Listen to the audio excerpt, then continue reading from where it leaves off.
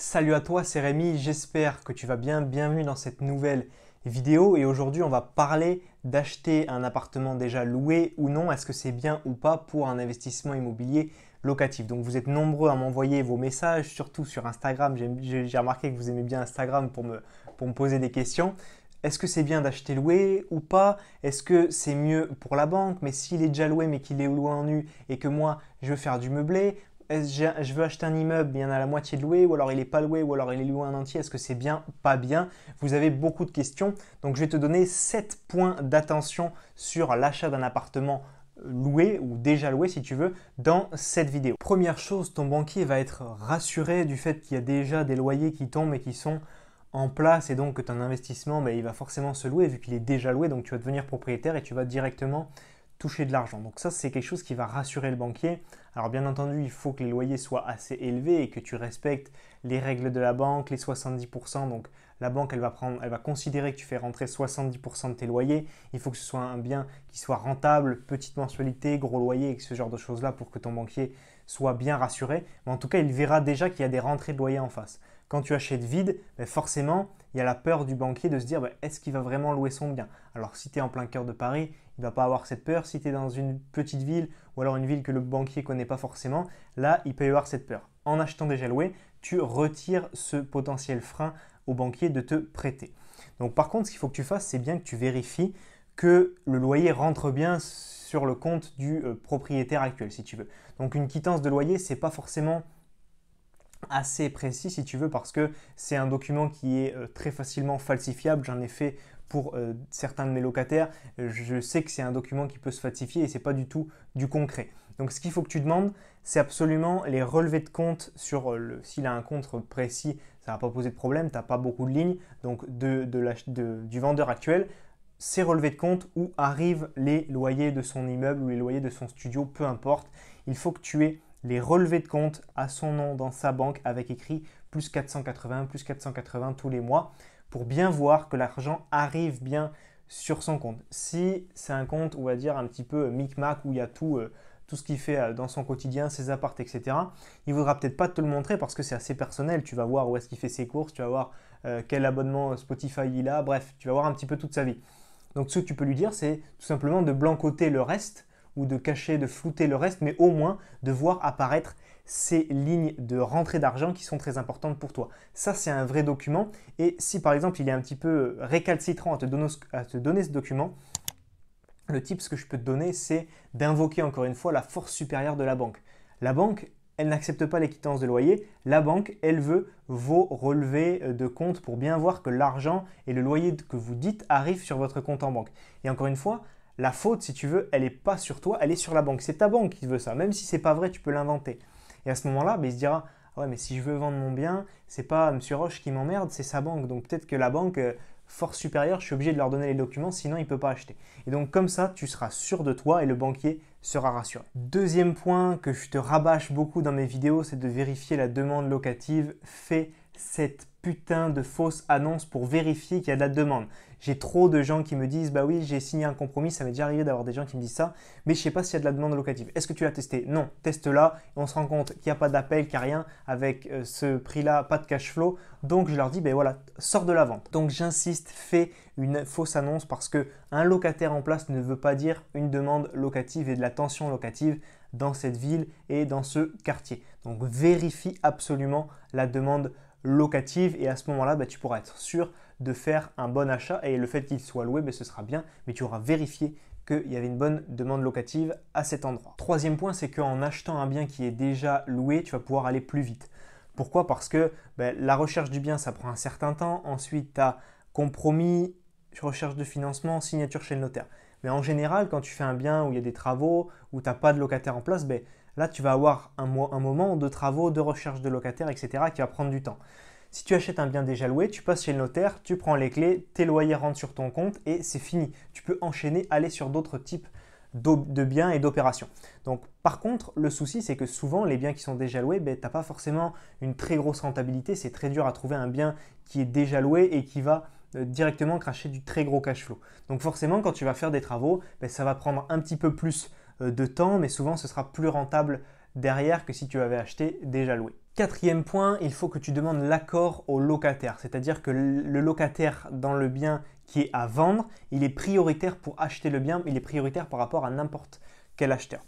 Donc c'est très important, le locataire doit refuser par lettre, écrit, copie notaire, copie agence, copie vendeur, d'acheter le bien au prix auquel tu as fait ton offre. Si le bien il est à vendre 100 000 euros, tu fais une offre à 90 000 euros, le vendeur doit proposer à son locataire en place d'acheter le bien à 90 000 euros et ce locataire doit le refuser. Si ce n'est pas le cas, qu'il n'a pas demandé au locataire actuel, qu'il s'en rend compte et que lui ensuite veut l'acheter au prix où l'acheteur potentiel a fait son offre, il peut casser la vente de cet acheteur et lui-même acheter le bien. Donc si tu es acheteur à ce moment-là, forcément c'est une très mauvaise opération pour toi. Donc voilà, ce genre de choses-là, il faut que tu le vérifies. Si le locataire en place s'en rend compte, il aura la priorité pour acheter. Il l'a de toute façon, donc autant qu'on lui demande que les choses soient faites dans les règles. Il achète ou il n'achète pas. Il n'achète pas, tant mieux pour toi, tu pourras acheter. La lettre est faite, c'est bon, il n'y a aucun souci. Donc vérifie aussi ce point-là. C'est un point qui n'est pas forcément souvent, on n'en parle pas forcément en vidéo ou sur YouTube ou n'importe où. C'est un point très important d'attention lorsque tu veux acheter un bien immobilier déjà loué. Cinquième point, parle à ton locataire, va voir ton locataire, essaye de cerner un petit peu son profil. Dis-lui que tu es investisseur, que tu ne veux pas le mettre à la rue, que ton but c'est de faire un investissement locatif, donc que tu vas le laisser en place, que tu ne lui demandes pas de partir, que comme ça les choses sont claires, il peut rester tranquillement le temps qu'il veut dans le bien immobilier, donc que tu ne veux pas en faire ta résidence principale. Et essaye de lui demander s'il y a eu des problèmes avec ses voisins, si tu achètes un immeuble, s'il y a des problèmes avec d'autres voisins, si s'il y a des soucis avec le propriétaire actuel, s'il aimerait qu'il y ait des travaux qui soient faits, parce que si tu discutes avec lui, que tu sympathises un petit peu, que tu essayes de créer ce feeling, c'est toujours mieux d'avoir cette relation plutôt qu'une relation de conflit avec ton locataire forcément. Il va peut-être te dire « Ah bah oui, mais moi je demande à mon propriétaire actuel de changer mon ballot d'eau chaude qui fuit ou ma douche qui est un peu pourrie depuis quelques années, il ne le fait pas. » Mais toi, ce sera peut-être un moyen de créer une relation sur long terme avec ce locataire, une bonne relation. Tu lui changes sa cabine de douche, voilà, ce sera quelques travaux, ça passe dans ton budget travaux, ce sera dans ton emprunt, ça ne change quasiment rien, mais tu crées une bonne ambiance, tu crées une bonne atmosphère autour de ça. Autre chose, souvent j'ai des questions, le bien il est déjà loué, mais par contre il est loué en nu. Comment je peux faire? Alors, il y a deux choses que tu peux faire. La première, c'est de proposer au locataire en place de passer sur un bail meublé et à ce moment-là, tu peux lui proposer de racheter tout le mobilier qu'il a mis dans son bien, équivalent à neuf, ou vous vous mettez d'accord sur un prix. Donc forcément, tu vas lui donner un gros chèque et tu lui refais signer un bail. Donc bien sûr, il laisse tout à la fin, mais ça lui permet aussi de récupérer pas mal d'argent et d'avoir, à ce moment-là, tu peux signer un bail meublé. Deuxième chose à faire en plus ou à ajouter si tu veux, c'est de lui offrir un mois de loyer. C'est tout simplement un cadeau, un geste, mais toi derrière tu vas passer en meublé, tu auras une fiscalité beaucoup plus avantageuse et je pense que tu peux y gagner en économisant des impôts beaucoup plus qu'un mois de loyer que tu aurais offert à ce locataire. Et je reviens au fait de parler à ton locataire de ce qui va pas avec le propriétaire actuel, l'appartement. Ça va te permettre de voir peut-être des choses que tu n'avais pas vues en faisant tes visites, des fissures, un petit peu trop d'humidité, un petit dégât des eaux ou quelques meubles qui sont pas très bien montés ou une cuisine un petit peu vieillissante, une fenêtre que tu n'avais pas vue, une petite fenêtre qui est en simple vitrage, qui est cassée ou je ne sais quoi. Et ça va te permettre derrière, en ayant parlé au locataire, d'aller pouvoir négocier le prix du bien. Sixième point, en achetant un bien déjà loué, le bien sera en général moins cher que le marché parce qu'il ne sera pas libre de toute occupation, mais il sera occupé, bien occupé, déjà loué. Donc souvent ces biens-là, ils sont 15 à 20% sous le marché. Pourquoi? Parce que tu as un locataire en place, donc tu ne l'as pas sélectionné, tu n'as pas mis le loyer que tu voulais. Pourtant, mais par contre, le plus si tu veux, c'est que tu as ton loyer qui tombe, donc tu as déjà des rentrées récurrentes. Donc ça, c'est un point positif et négatif. En tout cas, le bien est moins cher. Donc ça peut te permettre d'acheter forcément un bien un petit peu au rabais, mais forcément, tu as ton locataire qui est en place. Le loyer, ce n'est pas celui que tu veux exactement et le locataire non plus. Donc voilà, c'est un pour et un contre. Septième point, en général, on va revenir sur le loyer. Le loyer est moins cher que le prix du marché. Donc souvent, quand tu achètes un bien déjà loué, ça va être un bien qui peut être en meublé, mais très au ras des pâquerettes, avec un loyer au ras des pâquerettes ou un loyer en nu, et c'est vraiment pas très cher. Donc souvent, ton locataire en place, il est bien dans ce logement, c'est un bon plan, c'est une affaire. Au lieu de louer 600 € ailleurs, il loue 350 ou 400 € chez toi, donc il n'aura pas envie de partir.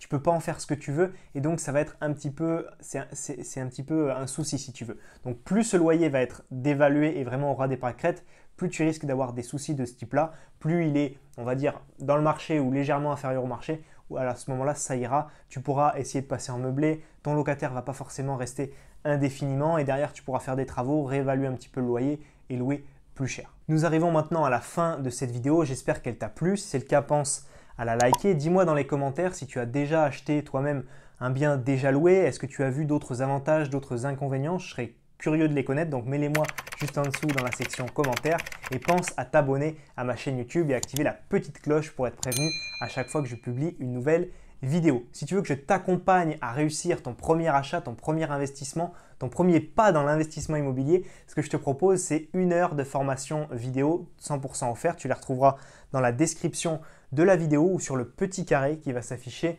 juste ici. Je t'enverrai 5 vidéos de formation privée offertes pour t'expliquer étape par étape comment réussir ton premier achat rentable. On se voit tous les deux de l'autre côté dans ton espace de formation privé. C'était Rémi. Ciao, ciao.